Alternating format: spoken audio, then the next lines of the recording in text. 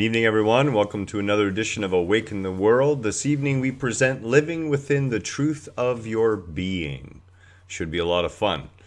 It's been one of those days again today. We were up early and visited the dentist. You know, had the terrible news. Good evening, Cindy. Oh, look at that. Cindy's on first tonight. Good to see you, Cindy. And Kelly's there too. There we go. So yeah, we had a great day. We're making progress on the pond and deck, and we're going to do pictures this weekend. I had to go to the dentist today. You know, the good news is I still have a few teeth. The bad news is there's 6 of them that need to have some work done to them. So, you know, I'm about 8 years old when it comes to dentists. And I don't like them. I don't care about the lollipops. I don't care about the suckers. I just want indestructible teeth that won't rot so I can eat my Mike Ikes in peace and die happily in the forest. Okay, rant's over. Back to the show. So, you know, this is a big one, actually, because most of our issues in life revolve around not living in the truth of our being. You know, living in some other state of being, of not being, actually, in states of doing, and in all sorts of feeling states. You know, a lot of them negative, like fear. And we're going to talk about a few of those things too. And the reason it seems like we keep coming back to these issues again and again and again is because we are. And it's really necessary, because the way we've all been programmed over the years has been through repetition. And it takes a lot of repetition, a lot of talking about the same thing, different ways, addressing new points, readdressing and expanding old points until everything begins to siphon in. And don't worry about it. It's not a race. There is no finish line. And again, we must be clear. This is not about looking to escape. This is about dealing with the underlying issue so that escape is no longer necessary nor on your mind anymore. Good evening, Jackie. Nice to see you too. I just love having you guys here. I really do. It's great. And excuse me if I have a sip of my coffee. It's been a long day. So the truth of our being, and we're going to start right from the get-go, okay? So who or what am I? And this is really easy to get confused. In our limited sense of self, in that egoic false identification, we have this idea that we're this tiny little human being, that we're fragile, that we're under other people's control, that other people can actually choose what to do with us, and we have no ability to take back that control of our own existence. And we feel small, and we feel afraid a lot of times, and we feel weak. And all of those things are lies. All of those things are ideas that we are programmed with and come to believe in the continued focus in the wrong direction on the smallness of our being. Ah, Jackie, you know, we love it too. It's absolutely amazing that we can all get together and have a little bit of good, honest conversation, something a little deeper. You know, Kelly will tell you I am all about depth. You know, she will think she has gone to the bottom of a subject, and I'll throw her off another abyss down a couple more kilometers. And that's really where life gets interesting. That's when things become truly amazing, is when we look into the depth of our being. What we see there is limitless. It really is. Yeah, really deep wells. Really deep. Well, that's a deep subject. So who or what am I? Well, what you are is not the limited version of you. And I need to be clear, as much as we would all like to think we're all that in a sack of peanuts, which is pretty important if you're an elephant, we're not. We are indeed artificial intelligence. Experience. That experience that grows within us. And keep in mind, this does not belittle nor shrink nor make light of the beauty of our existence. It's just that we're flash in the pan. We really are. We're the shadows on the wall. You know, maybe this is a better way to put it. In reality, we are all sitting in heaven right now with that creative essence, that sea of consciousness, with God personified, whoever we choose to view that is, and we can change it whenever we feel like it. God has no opinion on it. We're all there sitting around a campfire. And we're not facing the campfire anymore. You see, we've all turned our backs to the campfire so we can watch the shadows on the wall. And we've become so absorbed with the shadows on the wall that we began to think that we are the shadows on the wall. But we're not. We're those infinitely powerful spiritual beings sitting there around this beautiful campfire in heaven with that Creator, watching the dancing shadows on the wall. It's beautiful. And my cat happens to agree. You all heard that. Karma's a very talkative little kitty, you know, especially around food time. Let me tell you, it just goes on, and she will talk to me, and it's funny. It is. It's really cute. So let's get back to this. So who or what am I? I'm definitely not a cat. Well, that's not true either. Yeah, I got to be careful with that. What you really are is that powerful spiritual being. Now, it all sounds grand, but how do you port that into your physical realm? And it begins with keeping that in the forefront of your mind. How does a powerful spiritual being here having a human experience choose to manifest himself or herself or itself? How do you choose? And that's really what it's about. You know, in those moments when we sacrifice for others, and sometimes we sacrifice our very lives for others without thought, why do we do it? We do it because we are those powerful spiritual beings, and we have no care that this one life should end should we have the opportunity to save another. We know it's okay. It's just a shadow on the wall. We're going to make new shadows. You know, personally, I got to talk to my higher self. I'm not very impressed with the finger thing on the wall right now. I think you could have done a better job with my teeth. So, you know, that solves it. We're not that small being. We're that larger being. And as long as we keep that in the forefront of our mind, we can begin to respond as that being manifesting in the physical world. But when we are focused on the little self, that definition of I, that tiny being, everything that comes out of us, and you know, okay, not everything, but a lot of what comes out of us is based on the fear of the past, and how it's going to manifest in the future, fear about security, as if money really represented security, right? All these fears that are hidden behind the walls of our daily thoughts. And many of them are not hidden behind the walls. Many of them are right out in front of our face. The worries about what's going to happen next. All these things can be very daunting, and they can make us feel smaller and smaller and smaller and reduce our light until we're just a little tiny twinkle.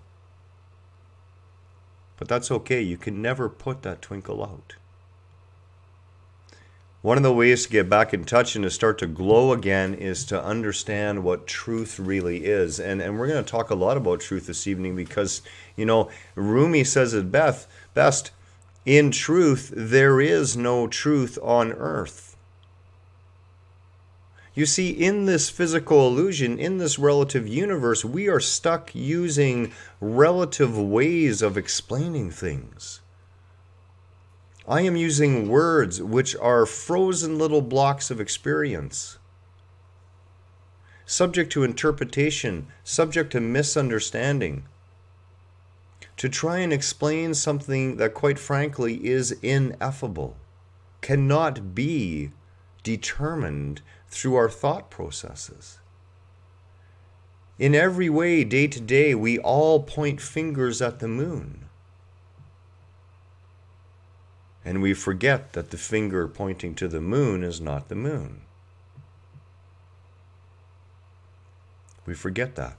We get caught up in our labels, we get caught up in our definitions, and we get caught up in personal truths.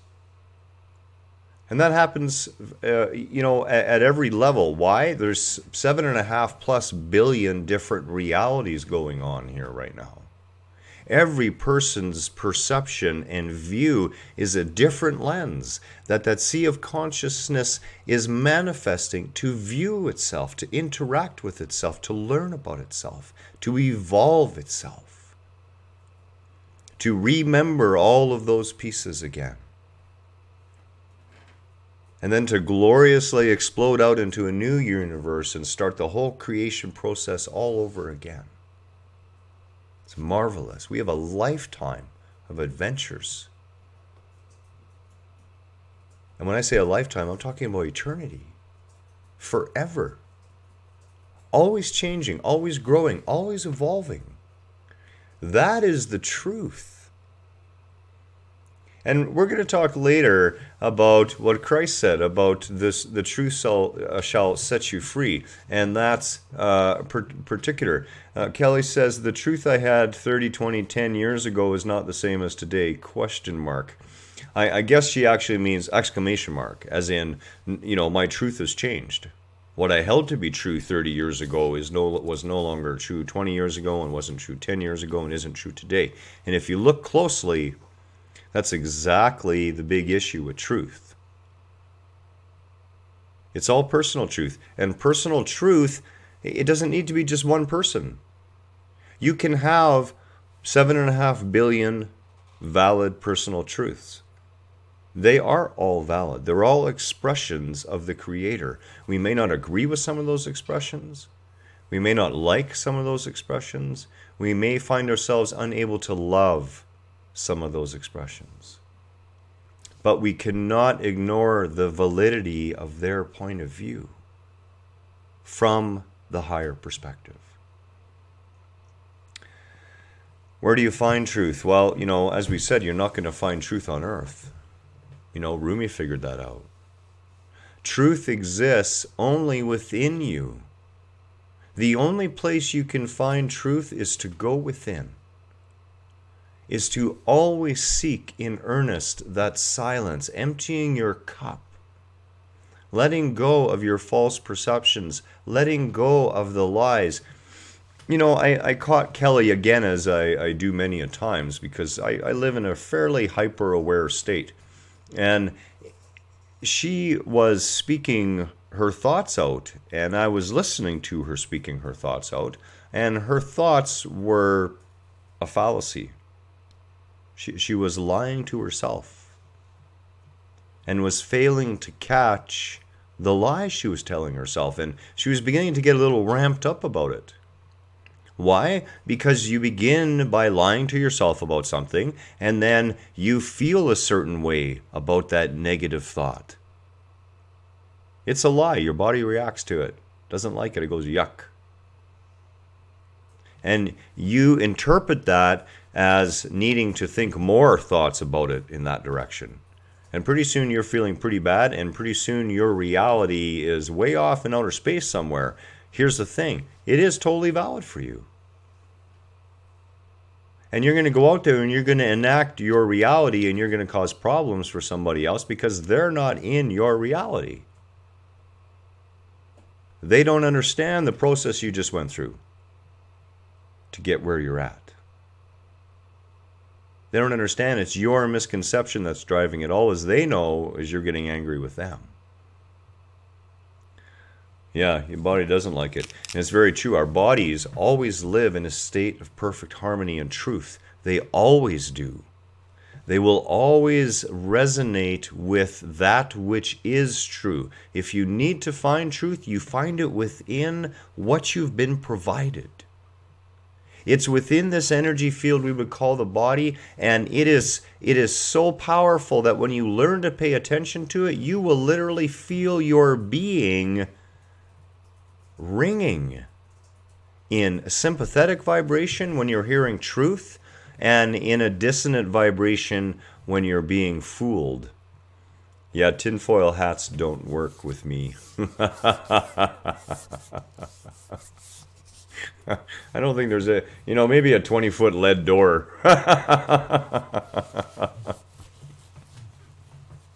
So where do we find truth? Look within yourself. The quieter you become, the less you find the need to have that voice, and you don't have to pay attention to it. It really is like an insane roommate. You love it, and you have to look after it, and you need to live with it. Sometimes you want to kill it, but you don't have to pay attention to it all the time. And in those moments when you allow yourself to be open, you will find truth coming up from within you. You know, truth isn't this static thing. And I think that's a lot of problem for people is they're looking for some sort of ultimate truth. You know? Like, what is the number of all of everything? What was it, like 42? I believe it was, right? Yeah, exactly. Hi, Jennifer. Nice to see you this evening, Jennifer. Were you having a nap again? Come on, fess up. I know we took a 45-minute rest this afternoon. It was kind of nice. No, it wasn't a nap, it was a meditation. We just happened to both fall asleep during it, you know, and that was okay. So where do we find truth? Again, we find it within ourselves, not only within the being. And that's great if you don't notice that voice as much as you used to. You know, that's really part of it, is just stop paying attention to it. You know, most of what it tells you is crap. It really is. And Kelly and I were talking about that today. I said, you know, it's really a lot of garbage that we spew onto ourselves. And most of it are outright lies. And we got to wonder why. What is my purpose? And, you know, this drives people nuts. It does. You know, everyone wants to have either some grand purpose in their mind, or they want their purpose that they've already decided on. And they don't understand what it really means to have purpose. And this bugs people to no end. And I'm going to make it really clear. Whoops. Where did my screen go? There we go. Good bumping the keyboard. Your purpose is to come here and have fun having experience.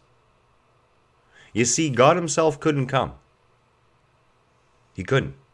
God itself, God herself, that sea of consciousness, couldn't make it. So it busted itself up into a bunch of the pieces, and you're one of them. And your only job is to hang around here, try to have the time of your life, express yourself to your highest being, and have fun. And gain the experience, and then take back that experience and share it with the whole. Reintegrate it into the whole. And then you're going to come back again, and you're going to play in this playground again. You know, and today Kelly was talking about, you know, how most people, when they have a near-death experience, and I myself was the same way, you don't want to come back here. You're over on the other side, and you're like, okay, this is great. You know, this is more like it. You know, why in the hell would I want to go back to Earth? You got to be kidding me. I'm not going back there. And in our limited conscious awareness, in the state we're currently in, we do not see a lot of times the joy of being here. Your purpose is to come here and spread that joy, spread that love, spread all the things that you find uplift you, all the things that you love to do, that engage your creativity, spread those. You know, the only thing it takes for negativity to overwhelm the human race is positivity to not bother showing up to try. We're so easily caught up in a negativity. You know, stay away from the news. The news is all about negativity. You know, I'd rather see 20 stories about kittens and puppy dogs, because at least people would feel good. And when people feel good, they're more likely to behave well. They're more likely to smile at another person. And you know, we've talked about this over and over again. The real truth of it is we have to stop living in the money-driven, false god society. We have to. We're limiting ourselves, we're limiting our progress, we're limiting our conscious evolution, and we are limiting every aspect of our being here by still living in this state. Let's be clear, your purpose here is grand. You are on assignment for the sea of creation itself, and you are here with total freedom, total power to express yourself exactly as you choose. That's how you live within the truth of your being. Yeah, exactly. Jackie says my life has changed since I cut the TV off. I cut the TV right in half. I just didn't cut it off. I sliced it right in half. Honestly, we keep a little 32-inch LCD somewhere in the house. And once every month or two, we'll pull it up and watch a big screen movie on it, you know, and that's about as much as it goes. Otherwise, we stay away from TV. There's no cable in the house except for the internet, and we really like it that way. Much better things to focus on. Thoughts are not reality, and you know, getting in touch with the truth of your being, living within the truth of your being. And the reason I'm saying within instead of in is I really want to drive this home. You have to go within, because when you don't go within, you go without. You go without peace. You go without the power of the truth of your being. You go without a lot of things. And searching for them exterior of yourself will never bring them to you. It just won't. Thoughts are not reality. And this is one of the biggest ones that we have to deal with. And as we've talked about before, what happens is we have thoughts about something, and those thoughts are all based out of ego, because ego is that which thinks. We have these thoughts. Our body reacts to those thoughts. And most of us were never trained to understand that the body is a perfect mechanism for keeping us in alignment with our higher states of being. Most of us were never taught that. You know, a lot of people say, well, you know, you're going to have to go through complicated meditation. You're going to have to take this $3,000 course. You're going to have to do a whole bunch of sort of things. And then maybe you're going to get in alignment with your higher being. Forget all of that. It's this simple. If your thoughts cause you to feel yucky, sad, depressed, angry, fearful, frustrated, any emotion that it makes your, or not emotion, feeling that makes your body feel yucky, you've lied to yourself and you're believing it, and your body is trying to tell you, whoa, you're fooling yourself here. You're not in alignment with your higher being. You're not in alignment with truth. That's where truth comes from. It comes from within you. You are an expression of ultimate truth. You are an expression of that ultimate sea of consciousness. That which you think you are, that egoic self, that small self, that sense of I, those thoughts are not reality. Those thoughts are an opinion given by an insane, insufferable roommate that's been running rampant through your mind for decades, for most of us. They're not reality. Pay attention to your body. Your body will tell you when you are in alignment. Why? Because you're going to feel wonderful. You're going to feel uplifted. You're going to be happy. You're going to be bubbly. You know, you're going to be one of those people who tick everyone else off because you have so much energy and no one can figure where it comes from. And no matter what happens, you just can't be put down. That's what happens when you get your thoughts in alignment with your higher self. Your body reacts in both directions. It uplifts as much as it pushes you down to stop you, to say, whoa, put the brakes on that mind of yours. Look what you're doing to us. You're vibrating me apart with your dissonant vibration. We call that dis-ease. We could just as easily call it vibrational disharmony. That's what we do to ourselves through our thoughts. But don't beat yourself up about it, creating more thoughts about being frustrated about your thoughts that are causing you problems. Because it becomes a never-ending catch-22 cycle. It really does. And you have to stay away from that. How do we define real? Real is that which is truly permanent, that does not ever change. Because if it changes, it can't be real. Jackie, I had someone tell you to shut up and stop here.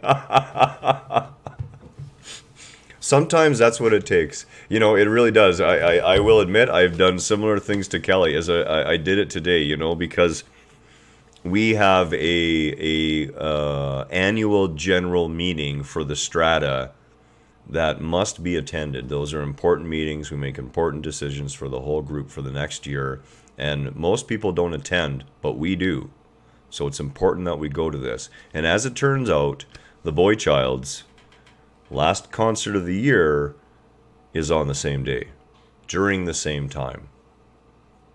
And I said to Kelly, big deal. I mean, really. There's going to be a Christmas concert, there's going to be a spring concert, there's going to be a fall concert, there's going to be a concert in the park, and there's going to be another concert next year, and there's going to be a grad concert. You know, yeah, there'll be lots of concerts. You know, she was saying how she felt traumatized. This is what our thoughts do to us, okay? And I said to her, I said, traumatized? Give me a break. You're traumatized if you have to go out there and steal a loaf of bread so that you can feed your child. You're traumatized if you're making decisions between heat and food in the wintertime. You're traumatized if you're homeless and living in a tent and the bylaw officers keep coming and stealing and bulldozing all of your stuff away every time you try and get away to go get some food. Yeah, you're traumatized then. And I said to her, Kelly, what's happening to you right now? It's not trauma. It's your egoic drama that's giving you all the trauma. That's a lot of ma's in there. I hope that's understandable. You see what happens with our thoughts, though? We create our own reality, and Kelly was creating this horrible reality where not going to that concert was traumatic. And I sit back at the top end of the Milky Way galaxy looking down upon amongst the 100 million stars in this galaxy. And, you know, it takes me about 5 minutes to realize where Earth is amongst all that. And I go, what? A concert? Really? In the cosmos? It doesn't matter. Your perceptions, your thoughts are dictating your reality to you. The problem is you're not the dictator. The dictator is that little self, that ego. And if you'll notice, most of the times you don't have control on it. Most of the times it's off buzzing around doing what it wants to do. And it's dictating your life to you. So how do we define real? It is that which does not change. And that which is real is that sea of consciousness, is what you truly are, that ineffable thing. It is the energy. In this physical universe, it is energy itself and consciousness itself that are real. Everything else is a facsimile. Everything else is a monument. Everything else is simply a creation that is born, lives, and dies. Whether human, animal, object, or otherwise, everything has a life cycle here. Everything is subject to the law of entropy. Accept what is real. All the unreal, though, entropy takes over. Decay sets in. Rot sets in. Eventually it falls away, and that energy is returned and recycled, because that energy can never be changed, can never be taken away from or added to or be more, because it is all. The same goes with consciousness. That's how we define real. Anything else is elusive. Anything else rises, falls away. That which you think you are has changed and is changing over and over and over again. The funny thing is, you look at yourself in a mirror today and you go, yeah, that's me. But when you were 8 years old, you still recognized yourself. But what are you recognizing? Because what you are is always changing. You don't think the same way. You don't necessarily act the same way or behave the same way. You're always making tweaks on yourself.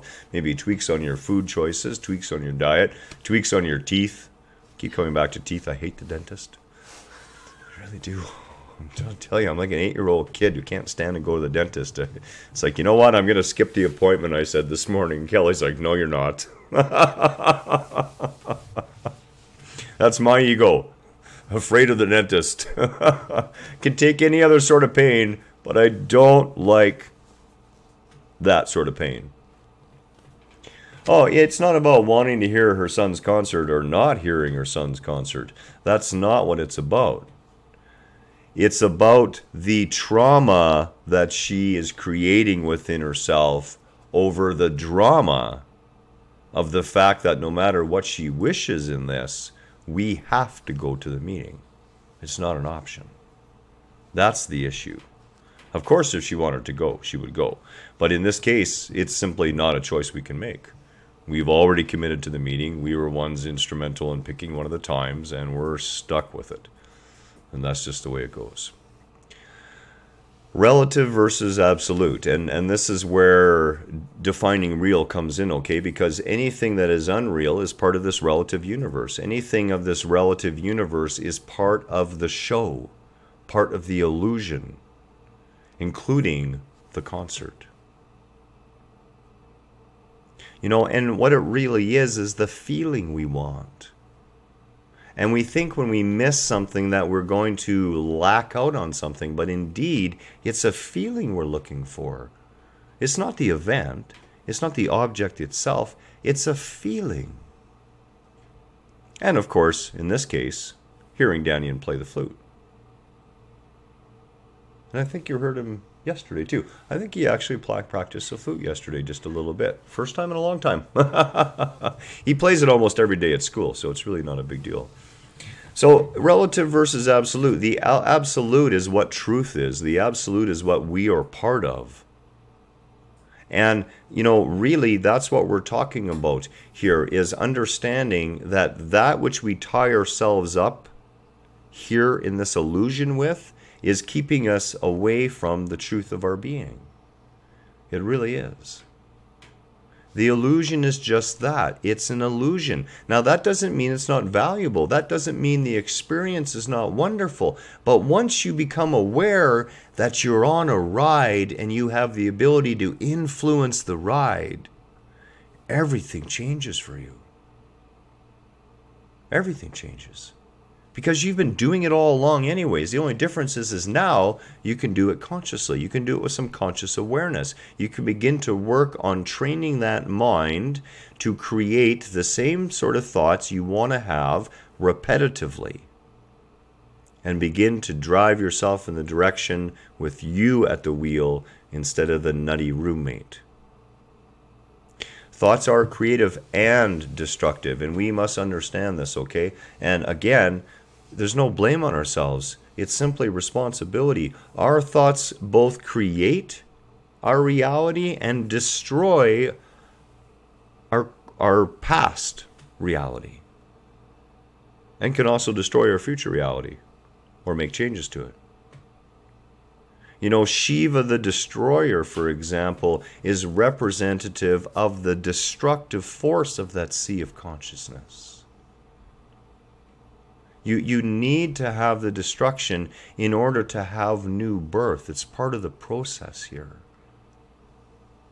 And it is not a bad process. It is always a process based on evolutionary growth. Consciousness evolving and that evolution manifesting itself causally through that consciousness here in this human realm. That's how things work. Ultimately, though, our thoughts are not ours. Very few of the thoughts we have are actually our thoughts. The vast majority of our thoughts come through programming, come through the lens of all of our past experience. And they come from the collective whole of humanity. As I said, if you could take a little trip out of your body into the astral plane and pop up above the earth, you would see that the earth is basically surrounded in a big sort of seething ball. And that ball is all the collective egoic thought energy of humanity. And you are more like a transmitter receiver. You know, a shivering cucumber. You really are. And whatever vibration you're shivering at is the vibration of what you're going to attract out of that cloud into your mind state. You know, it's very interesting when we look back in history that indeed the Wright brothers and another pair of brothers in Germany virtually developed flight at the same time with the same ideas, as if they had both picked the ideas out from, Deepak Chopra would call it the noosphere, both picked those ideas right out of that thought cloud. Why? Because they were ready for it. They were in the right vibrational state for those ideas to come flooding in. Our experience dictates. You would think so, and they are illusionary, absolutely. In that regard, the thoughts about the meaning could be seen as illusionary, but when it comes down to what one has the repercussions within the physical realm that we're dealing with, it's clearly the meaning. As much as we'd prefer the concert. And so we had to make a decision based on that. My honest choice would be to have no worry about either one of them. As I said to Kelly, a lot of times the cave by the lake at the edge of the mountains is a lot easier. There's not so much of the humanity stuff going on. And of course, our issue is that we serve this entire complex. Kelly and I do, fairly, to say, vast amounts of work around here. And therefore, we cannot take missing the meaning lightly. We just simply cannot. So, thoughts do not belong to us. Our thoughts, for the most part, are a direct result of the vibratory state of being that we're in. What we're currently thinking about will attract other thoughts in the same vein, other thoughts of the same vibrational frequency. Thankfully, we have the ability to catch ourselves, to become aware, and choose to stop thinking that way and consciously begin to manufacture our own thoughts. Consciously and with awareness. Yeah, we've all had those for sure. Really good ideas have popped in our heads, and you find out, oh, yeah, look, someone else did it. And that's because they literally float around, right? They're available to everybody. They're part of the collective consciousness. We are so convinced we're individuals, and we're simply not. We're very much a collective. But of course, as I said, the cells in your body would think they were individual cells, not understanding and perhaps never knowing they were part of a greater whole. We have that gift of conscious awareness about being able to realize that wholeness in our conscious everyday lives as well. The truth shall set you free. This was one of the questions asked. Someone said, well, what does it mean the truth shall set you free? And, that's a biblical reference, Christ himself was supposedly speaking that. And what he clearly meant was the truth of what you really are will set you free. As long as you live in the bondage. Well, we are indeed like a hive. What do you think about it, okay? Our conscious state radiates out from us. We know this even at a scientific level. That the energy produced in the body, the electromagnetic field of the body alone, has been measured at distances out to 30 feet. And of course, one day, much finer types of measuring equipment will determine that the radiant consciousness around a human body really has no borders. Very much so are we hive-like. Very much so do we tend to herd together. Very much so can our thoughts become entrained with others. We call it a herd mentality, for example. We are far more hive-like than we would imagine. Far more integrated that way. You know, very much like an ant colony. Totally integrated, totally able to communicate with each other across vast distances. All of these things are part and parcel of what it means to be human, and we have numerous examples throughout our history that prove that out, including the Aboriginals in Australia, for example, who literally would communicate with each other 40, 50, 60 miles away. No issues, through thought.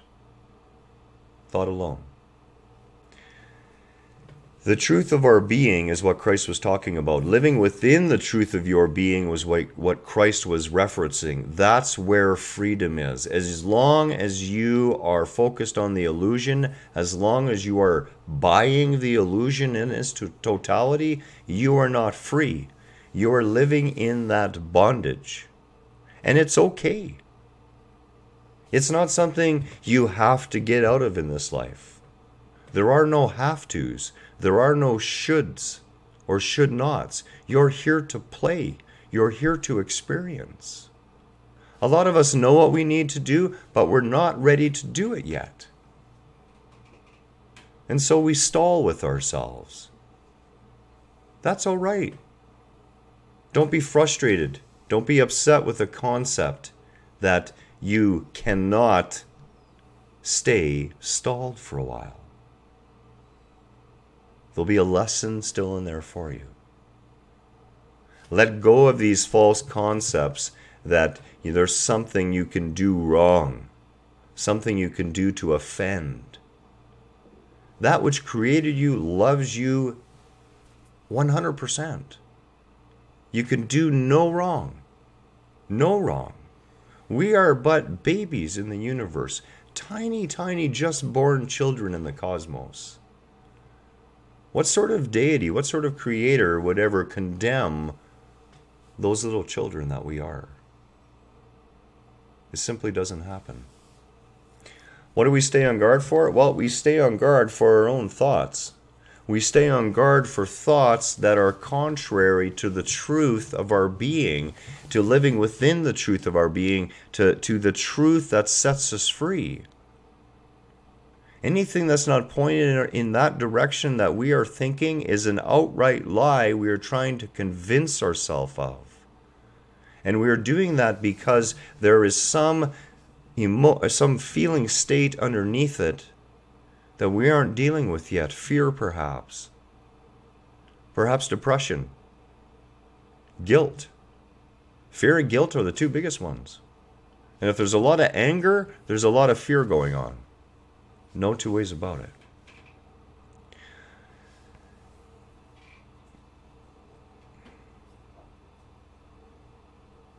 Yeah, exactly. Hey, I think, we've all had that happen to us, Jackie. Come up with some really good idea. And there was one that I ran into someone who swore they invented that Starfrit potato peeler device long before Starfrit did. And of course, they missed out on it. Personal truths abound. And in order to live within the truth of our being, we must be willing to accept other people's version of truth as valid for them. We don't have to agree with it. We don't have to like it.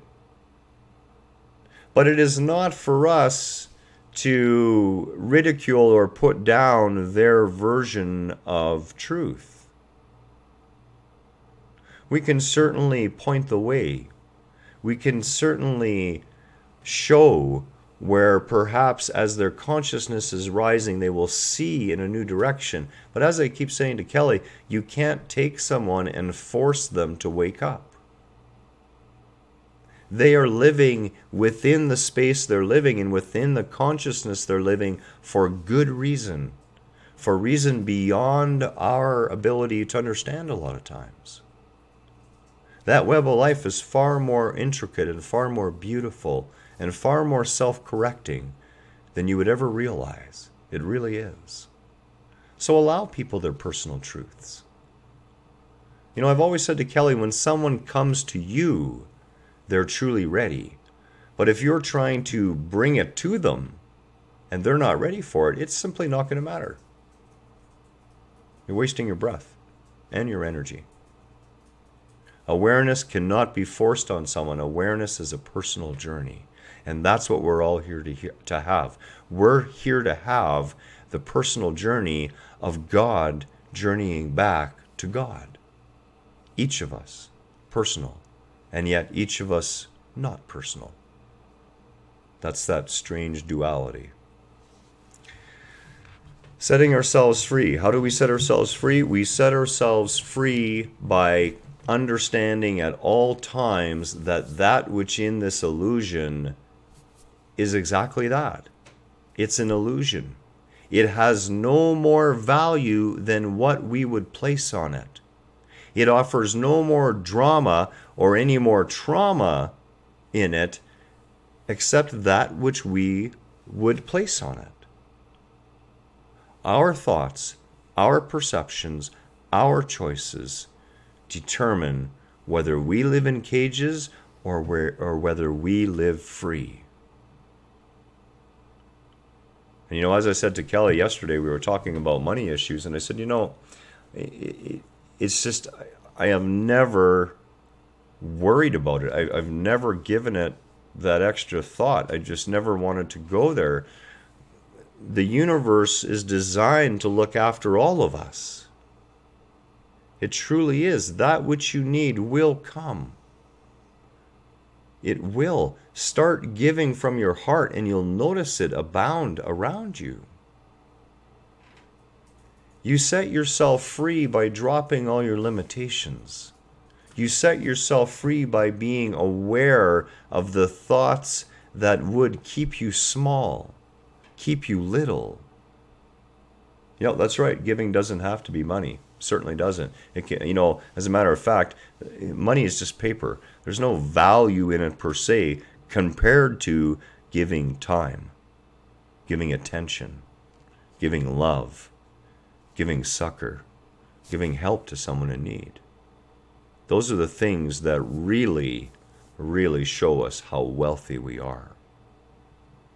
You know, one of the most interesting lines in the Star Wars series occurs when Luke Skywalker finds out that Obi-Wan Kenobi had lied to him and that Darth Vader is his father. And Yoda reveals that to him.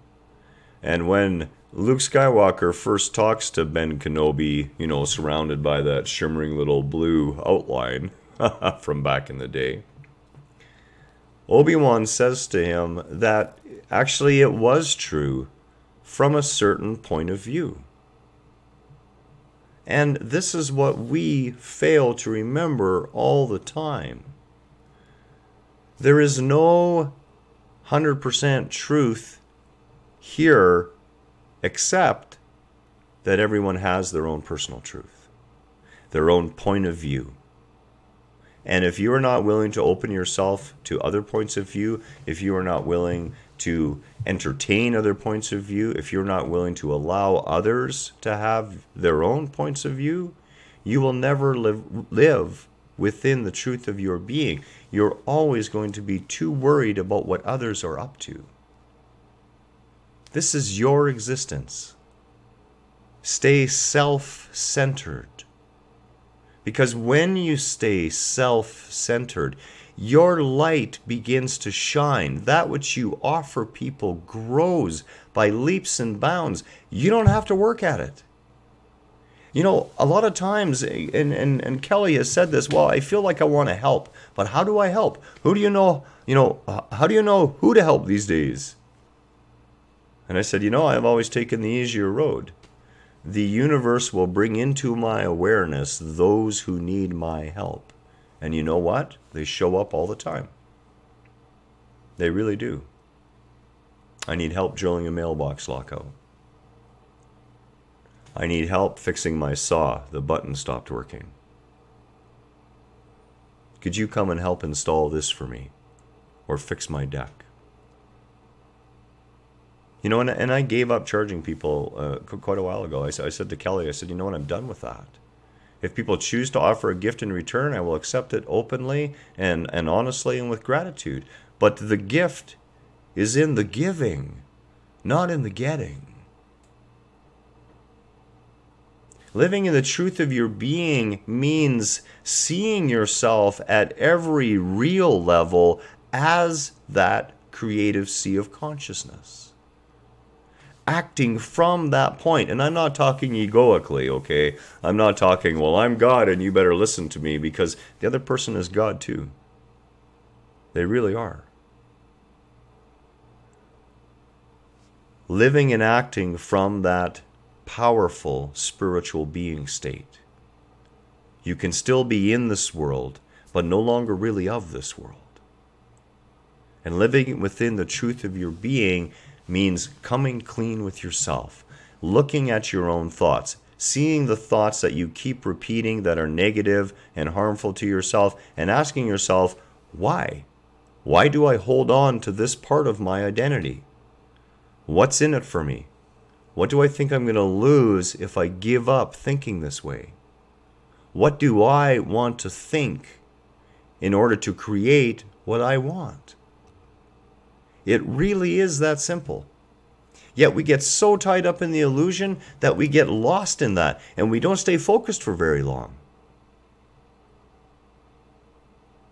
Find the time to meditate. Find the time to empty that cup. Find the time to bring in that focus into your life. And I'm going to leave you with a little tiny experiment. I want you to think of one thing that you could possibly see in your day tomorrow that would really, really make you smile. It could be a whole bunch of pretty blue butterflies. It could be children playing together and laughing, whatever. I want you to think of one thing that you really want to see tomorrow manifest in your day. And then I want you to forget about it. Forget you even thought it up. But when it shows up, you're going to remember. You're going to remember, when I can have a thought in total freedom, just a pure, innocuous, loving thought of something that I would like to see, something beautiful, something that would cause me to smile, I can actually manifest that. And you'll see it turn up in your life. You really will. That's it for tonight. Much love and namaste. Look forward to Thursday. Haven't quite decided what's on yet. Do have a great lineup of questions for Sunday. I'm going to answer one of them right now because Cindy, you're here, I think. So I'm just going to get this one right out of the way, right off the bat. The Philadelphia experiment was 100%. No. The Philadelphia experiment was actually, it's not really hard to explain. The guy who did it loved to annotate things, and he was pretty crazy. And he actually took some basic facts. The USS Eldridge wasn't even anywhere near there. It was a couple months out to sea. There was no experiment. The whole thing about the Philadelphia experiment was just Hollywoodism and a few crazies on top of that. But there are some very real experiments we will talk about, and all that will be there on Sunday at 1 o'clock. That's it. Have a wonderful night. Take care. Much love to you all. And as always, namaste.